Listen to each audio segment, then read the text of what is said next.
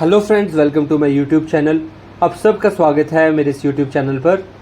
आज की इस वीडियो में हम जूनियर जुडिशियल असिस्टेंट DSSP के लिए इंग्लिश के टॉपिक जैसे कि idioms and one word substitution करने वाले हैं।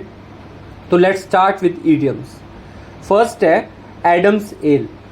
अब ये क्वेश्चन जो 18 मार्च को एग्ज़ाम हुआ था उसमें जो ईडियम्स आए थे ना, तो एक ईडियम की ऑप्शंस में ये वाली ऑप्शन भी थी।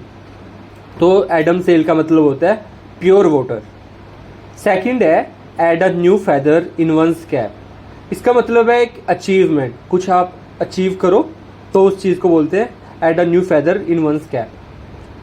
थर्ड है अ हेयर ब्रेड्थ एस्केप। अब ईडियम को करने की ना बेस्ट अप्रोच ये होती है कि क्वेश्चन को ना अच्छे से समझना।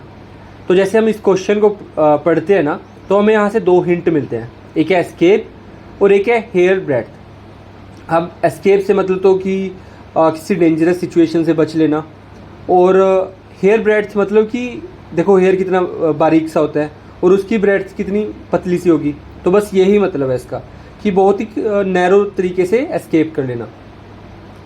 फोर्थ क्वेश्चन पे चलते हैं। क्वेश्चन है कि as fit as a fiddle. इसमें भी जैसे क्लू है हमारा फिट, तो बस यही आंसर है इसका, स्ट्रॉन्ग एंड हेल्दी। फिफ्थ है एज्यूम एयर्स। इसका मतलब होता है कि टू प्रिटेंड सुपियोरिटी, कि अगर कोई पर्सन अपने आप को थोड़ा सुपीरियर समझने लगे तो उसको बोलते हैं कि एज्यूम एयर्स। सिक्स्थ क्वेश्चन है बी इन ड्राइविंग सीट। जैसे इसको ना याद कैसे करेंगे, जैसे अगर हम ड्राइविंग करते हैं तो जो ड्राइवर पर्सन होता है उस टाइम वो फुल रिस्पॉन्सिबिलिटी होती है उसके पास पूरे व्हीकल की। तो बस यही मतलब है इसका कि to take full responsibility. Seventh है ब्लेज द ट्रेल। इसका मतलब बेसिकली होता है मेक पाथ फॉर अदर्स। याद कैसे रखेंगे, जैसे ट्रेल होता है ना, ट्रैकिंग पे जाते हैं, जो रास्ता हम फॉलो करते हैं ना, उससे बोलते हैं ट्रेल। जो रास्ता होता है बेसिकली ट्रेल बोलते हैं उसको। तो बस क्या याद रखेंगे, जो रास्ता को बनाए अपने साथियों के लिए। तो ये एक बेसिकली मतलब है कि इंग्लिश में क्या डेफिनेशन है, मेक पाथ फॉर अदर्स, रास्ता बनाना बाकियों के लिए। एट्थ है ब्लेसिंग इन डिस्गाइज।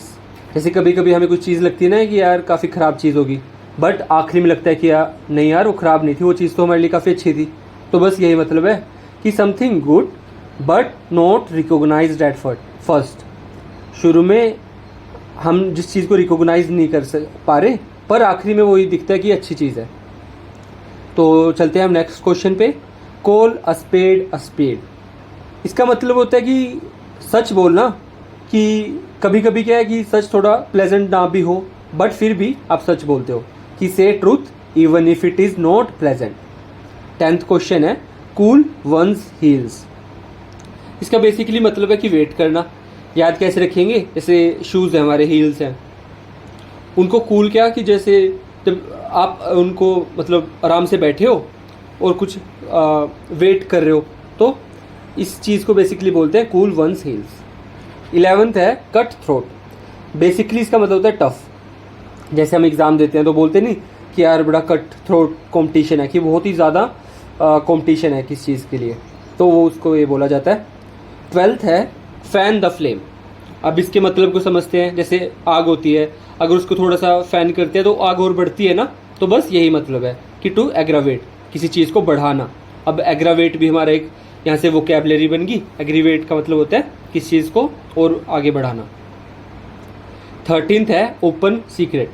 क्वेश्चन को समझते हैं। सीक्रेट मतलब कोई चीज़ जो लोगों को ज़्यादा पता नहीं, अब ओपन भी लग गया तो मतलब कोई सीक्रेट खुल जाना, कि मतलब नॉन टू ऑल, सबको जो चीज़ पता है वो है ओपन सीक्रेट।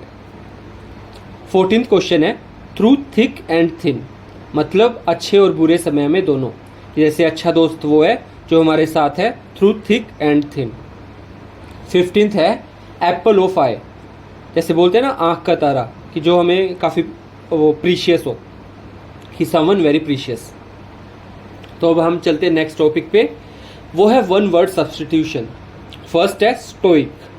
स्टोइक का मतलब होता है कि a person who is indifferent to pain and pleasure, कि जो वो पर्सन जिसके लिए पेन एंड प्लेजर को दोनों ही वो चीज़ के लिए इंडिफरेंट है वो। सेकंड है न्यूमिसमैटिस्ट। ये वो होते हैं जो कॉइन्स कलेक्ट करते हैं।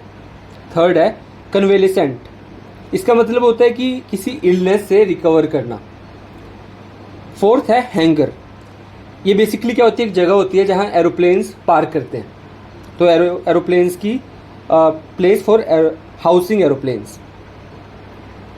फिफ्थ है एटिमोलॉजी। ये होती है एक स्टडी होती है वर्ड्स के बारे में कि वर्ड्स का ओरिजिन कैसे हो रहा है, तो इस स्टडी को बोला जाता है एटिमोलॉजी। एंड लास्ट इस वीडियो का वन वर्ड सब्स्टिट्यूशन वो है ऑर्निथोलॉजी। इसका मतलब होता है स्टडी ऑफ बर्ड्स। तो ऐसे ही हमने कुछ ईडियम्स एंड कुछ वन वर्ड सब्स्टिट्यूशन किए, तो आप इनको अपनी कॉपी में लिख लो एंड बार बार रिवाइज करो। So that's all from my side. If you like the content please do subscribe and prepare well for your exam. Thank you.